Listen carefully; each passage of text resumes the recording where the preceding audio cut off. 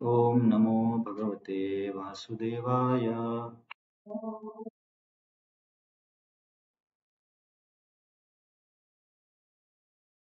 ॐ नमो भगवते वासुदेवाय।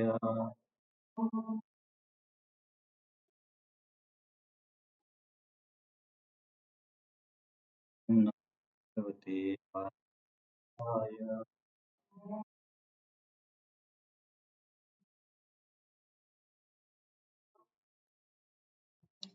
हरे कृष्ण. आपण तिसऱ्या अध्यायाचा अभ्यास करतोय. हा अध्याय आहे कर्मयोग. तुमच्यापैकी कोणी सांगेल समरी?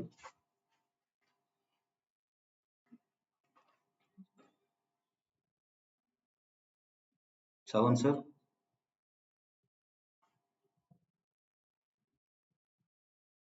ठीक आहे, सांगा मग.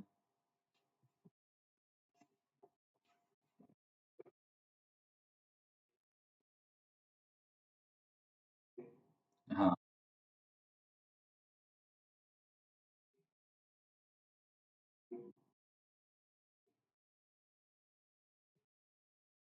हा. हा. हा.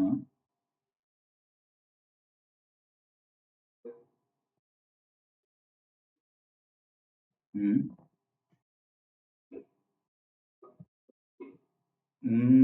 भक्ती योगाची आपण आणखी सुरुवात नाही केली. हा, निष्काम कर्म.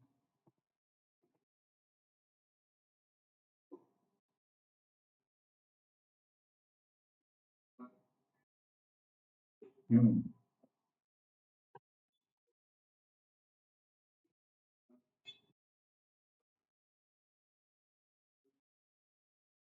हा.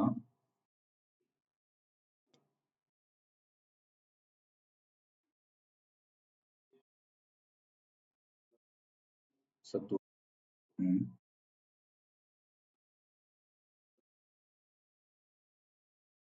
हा.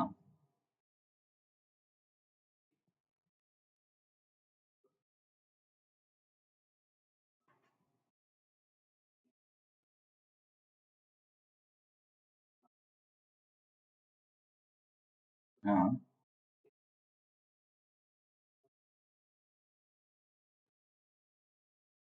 हा. बरोबर. हम्म. हम्म. हा. हा. हम्म.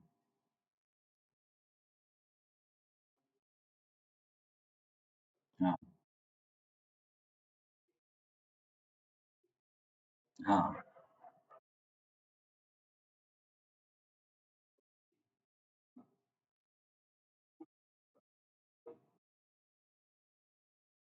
हम्म.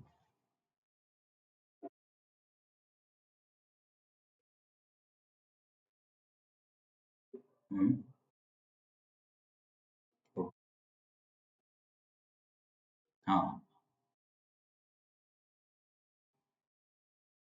हम्म. हम्म. हम्म. हम्म. हम्म.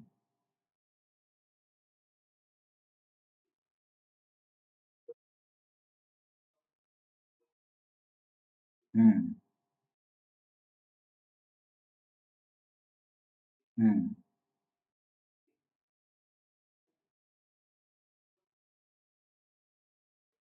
हम्म.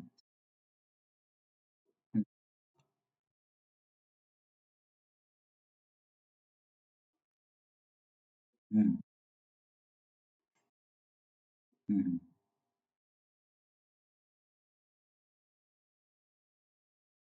हम्म. हम्म. हम्म.